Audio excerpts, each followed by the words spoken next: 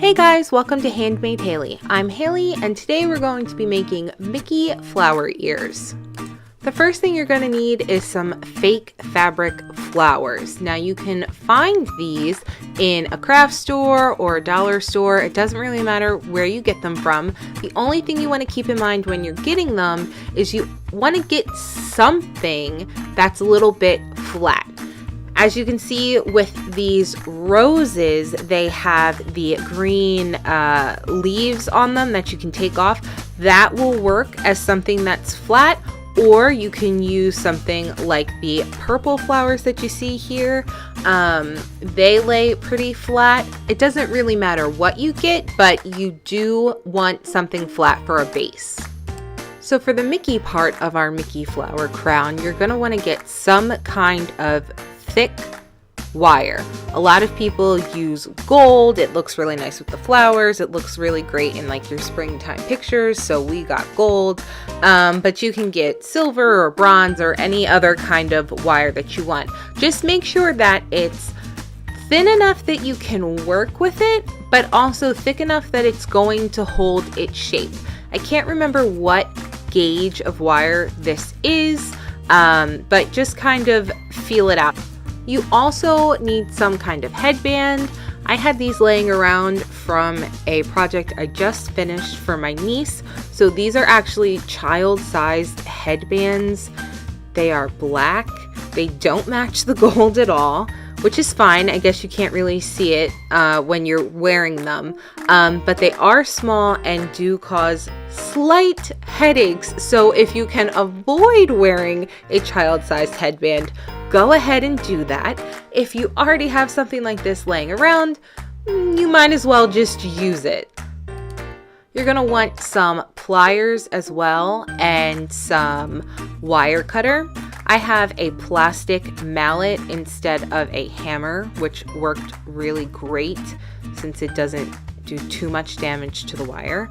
I have an old wine bottle that's gonna help shape the wire.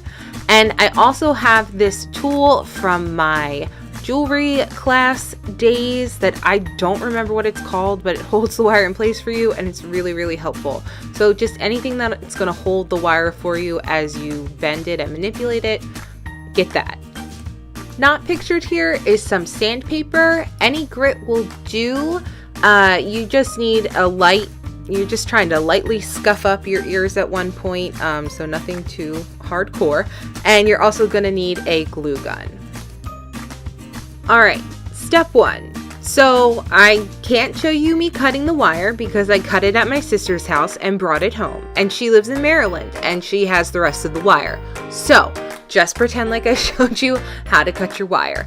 If you got this from like a AC Moore or a Michaels or something, they're usually they're like wound in a pretty good size already. So I actually just cut the wire where it met itself, if that makes any kind of sense.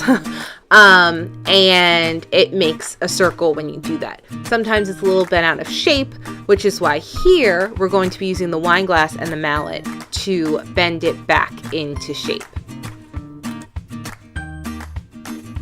I hope that it's obvious, but you want to be very gentle when you're working with a wine glass and a mallet. I couldn't really find anything else. I'm sure you could use a cup or something. You're just looking for something that's sort of the general size of your ear already to just kind of help you get it in a better circle. But if you can find something that's less delicate than a wine glass, go ahead and grab that. For step 2, you're going to want to scuff up your headband just a little bit. This is going to help your glue, your hot glue, stick better and kind of get a better hold. You can skip this step. The first pair I made, I didn't scuff them and it seems just fine, but I could definitely see a difference in how well the glue was holding together on the headband between the unscuffed and the scuffed one. So if you can scuff them up, definitely do that. This is where that tool, I don't know what it's called, is going to come in really handy, and I'm so sorry I don't know the name of it. you're gonna put the wire in something that's gonna hold it steady so that you can bend it backwards on itself. You can use a table. The first time I did this, I was using a table and a hammer to bend it back. This worked a lot better using this tool and some pliers. But if you don't have it, then just try putting your wire on the edge of a table and bending it down. It's okay if it looks kind of funny and you're not really sure where you're bending it to, because once you put it on the headband, you're going to be adjusting it anyway. You just want to bend it back enough so that you get a general idea of how it's going to sit on the headband before you glue it down. Make sure you do it to both sides of the wire and also both of your Mickey ears. So this is a little trick I came up with for getting the placement right. You're going to want to put your headband on and hold your ear up to your head and figure out where you want it to lie. Then you're going to use the wire to sort of scratch a small indent into the headband. It helps you see so much better where you need to put your ears for better alignment, and then they won't come out looking funny, because trust me, I've had a few funny looking ones. But if that doesn't work for you, maybe you don't have a mirror to look in to lay them out, you can always do it on a table like I'm doing right here. I don't love this method. It's not my go-to one, just because the headband's going to expand when you put it on your head, especially if you have a child-sized headband, and the placement might end up being not what you expect, but you can do it like this as well. You doing the same exact thing where you use the wire to scratch a little indent into the headband. Once you have your placement, you're going to put some hot glue down and glue one side of the ear on and wait 10 hours while it dries, hopefully not burning yourself in the process. When that one side's done drying, you're just going to glue on the other side as well. Don't be afraid of hot glue, and don't be afraid of this looking ugly. All right, you want a lot of hot glue on here. You want to reinforce from every angle your ears. I used so much that I ended up having to shave some of it down on the side, so honestly, don't worry about it, because as you can see here, you're going to cover it up with flowers and you're not going to see any of that. Yay, we're finally to the fun part. I think I was giving like step numbers earlier and I totally haven't been doing that, but oh well.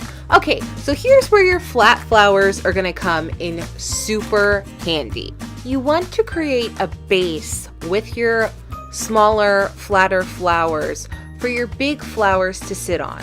The base is gonna help cover up the bulk of the headband and all of that hot glue. You can play around with different ways to put these on. At first, I was leaving the stems on because I thought it gave the purple flowers just a little bit of structure, but in the end, I ended up cutting off all of the plastic bottoms because it was too much structure. To give the base a little bit more oomph, I started layering the flowers, just two on top of each other, and always having the petals going in opposite directions, so it just made them look a little bit fuller, and this really helped the lack of structure after I cut off the plastic bottoms. You can play around with different methods and ways to do this, but this doubling up of the flowers really helped my headband look a lot fuller. So once I was done with the base, I started gluing on the roses, and the same sort of thing happened here. At first I was leaving the plastic bottom, and then I realized that that wasn't working, so I started cutting off the plastic bottoms, but I made sure that I put a dollop of glue on the bottom where the green stem used to be to sort of help the flowers stay together, because that green leaf on the bottom that connects with the stem that you can pull off and everything. That's actually what's holding all of the layers together. So if you pull it off and you don't do anything to sort of secure it, all of the layers of your flower are just gonna tumble off. I actually ended up running out of roses, so I tried to add those yellow flowers onto the end to kind of make the ears feel more complete, but it didn't really work. And that's when I learned aesthetically it looks really nice if you end your flowers where the ears end. Make sure that your base flowers kind of hang over a little bit when you're putting the flowers inside of where the ears are. They hang over and cover up the glue just a little bit, but you don't need to go any further than that.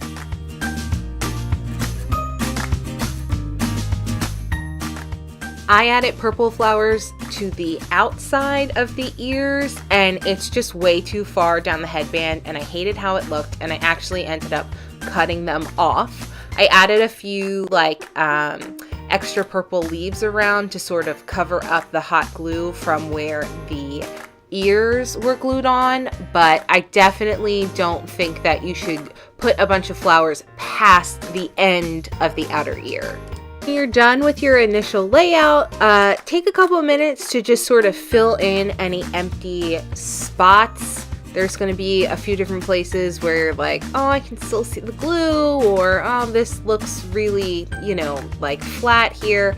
Just take any extra flowers that you have and sort of fill in the gaps with them. And that's it. These are really, really easy to make. And like I said, I kind of think that the key to everything is having a nice base flower down to put the big flowers on top of. And then after you do that, it's your imagination's your limit. You can really do whatever you want.